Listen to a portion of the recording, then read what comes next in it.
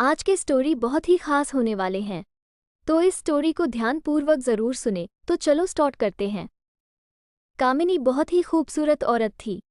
उसे अपनी खूबसूरती पर बहुत घमंड था, लेकिन उसकी शादी बहुत ही साधारण दिखने वाले आलोकनाथ से हो गई थी, जिसे वो बिल्कुल भी पसंद नहीं करती थी। आलोकनाथ दफ्तर के मार्केटिंग विभाग में क्लर्क का काम करता था। महीने के 15 दिन वो टूर पर ही रहता, तनख्वाह भी ठीक ही थी। लेकिन कामिनी की हर दिन नई नई फरमाइशों को पूरा करने के चक्कर में महीने के पहले हफ्ते ही उसकी सारी तनख्वाह खत्म हो जाती थी। एक दिन की बात है, सुबह का समय था। कामिनी बिस्तर पर लेटी हुई थी, तभी आलोकनाथ ने उसे जगाते हुए कहा, क्या बात है कामिनी, आज बहुत देर तक सोई हुई हो? कामिनी, अरे, जिसकी किस्मत ही सो गई हो वो जागकर क्या करे? आलोकनाथ बोले, क्या बात है, आज सुबह सुबह ही ताने? कामिनी, तो क्या चाहते हैं आप, सुबह सुबह आपकी आरती उतारना शुरू कर दूं या पैर दबाऊं? आलोकनाथ समझ गया कि कामिनी को कोई चीज़ चाहिए, क्योंकि जब भी उसे कोई चीज़ चाहिए होती थी वो इसी तरह का नाटक करने लगती थी। आलोकनाथ, अरे, क्या चाहिए तुम्हें, बोलो ना। कामिनी, हाँ हाँ, बोल तो ऐसे रहे हो जैसे चांद तारे लेकर आ जाओगे मेरे लिए। कितने दिनों से आपको सोने की रिंग के लिए बोल रही हूँ, लेकिन तुम तो एक कान से सुनकर दूसरे कान से निकाल देते हो। आलोकनाथ, अब जितनी हैसियत है मेरी उतना ही तो कर पाऊंगा मैं, और अभी मेरा हाथ तंग है। 2-3 महीने रुक जाओ ना, फिर दिला दूंगा मैं। कामिनी, तो फिर मुझसे पूछते क्यों हो कि क्या चाहिए? जाइए, अपना काम करिए, मेरे सिर में बहुत दर्द है। आलोकनाथ क्या करता? किसी तरह कर्ज लेकर कामिनी के लिए रिंग ले आया, लेकिन कामिनी बहुत ही लालची औरत थी। उसे हमेशा कुछ नया चाहिए होता था।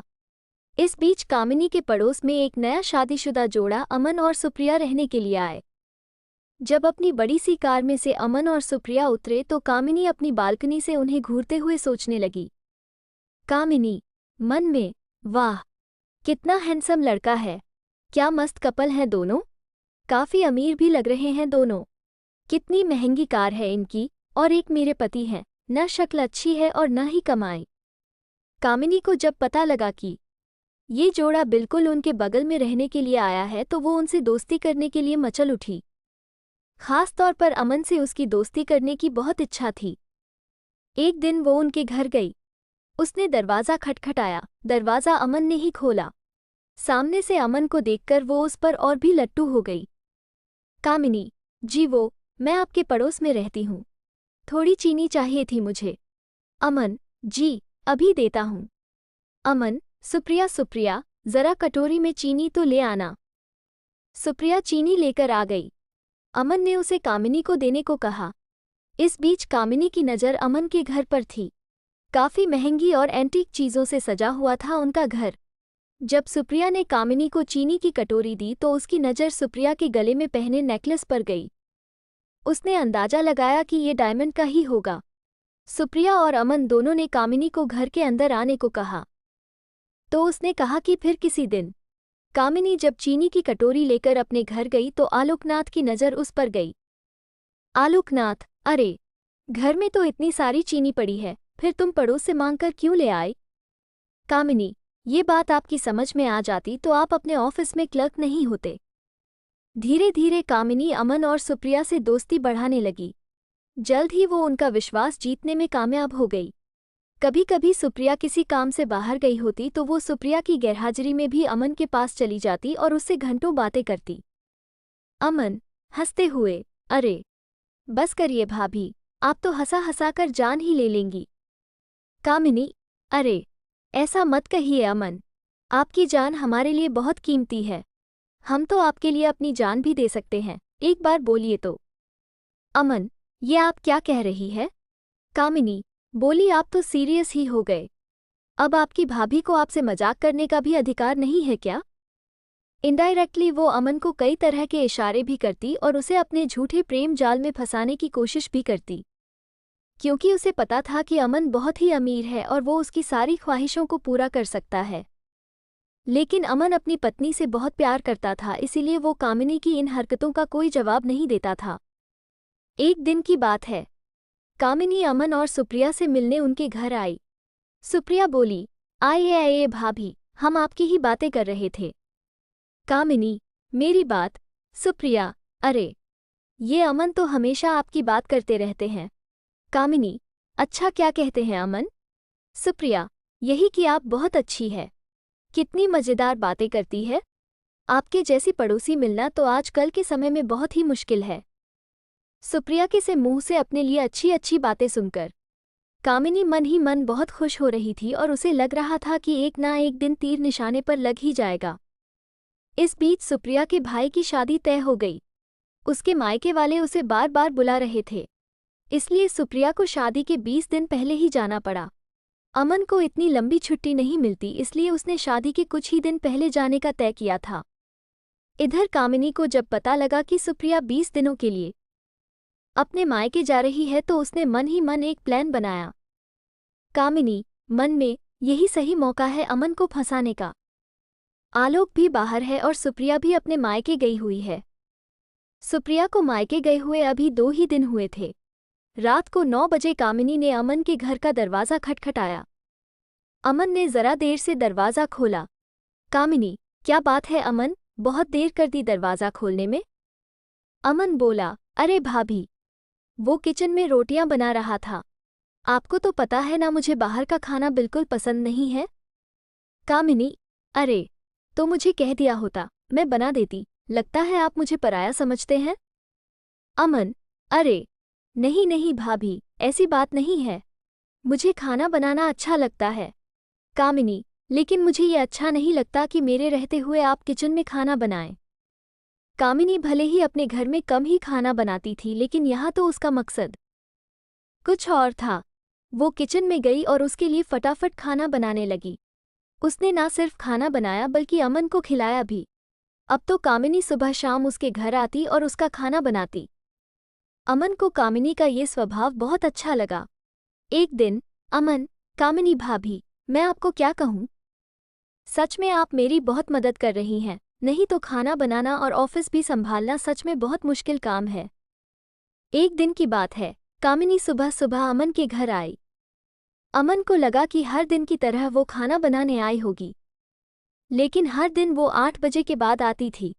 लेकिन आज तो 7 ही बज रहे थे। कामिनी, अरे अमन, वो क्या है ना कि आज मेरा शॉवर खराब हो गया है। बुरा ना मानो तो मैं आज तुम्हारे बाथरूम में नहा लूं? अमन ने हामी भर दी। इधर कामिनी तो किसी और फिराक में थी। उसने अमन के बाथरूम में कैमरा छुपाया और उसमें ऑटोमेटिक क्लिक बटन ऑन कर दिया। थोड़ी देर बाद वो जोर से चिल्लाई। अमन डर गया कि आखिर क्या हो गया। वो भागा भागा बाथरूम के पास गया। उसे देखकर कामिनी अचानक से उससे लिपट गई और उसे जोर से पकड़ लिया। अमन को समझ नहीं आ रहा था कि आखिर हुआ क्या है।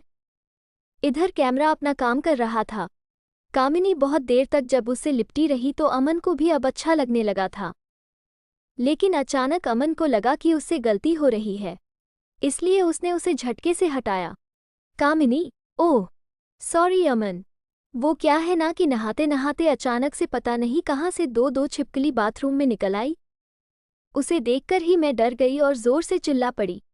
अमन अब भी कामिनी से अपनी नज़रें नहीं मिला पा रहा था। इधर कामिनी अपने प्लान में कामयाब हो गई थी। अमन के साथ उसकी सारी तस्वीरें कैमरे में कैद हो गई थी, जिसमें उन दोनों ने एक दूसरे को गले से लगा रखा था। अगले दिन वो सारी तस्वीरें अमन को लिफाफे में अपने घर के बाहर पड़ी मिली। उन तस्वीरों को देखकर उसका दिमाग झन्ना गया। तभी कामिनी वहां गई। उसके हाथ में भी एक लिफाफा था। कामिनी, अमन, ये देखो, किसी ने कल हमारी तस्वीरें खींच ली है। वो मुझे ब्लैकमेल कर रहा है और कह रहा है कि अगर मैं 1 लाख रुपए उसे नहीं दूंगी तो वो ये तस्वीरें मेरे पति को दिखा देगा।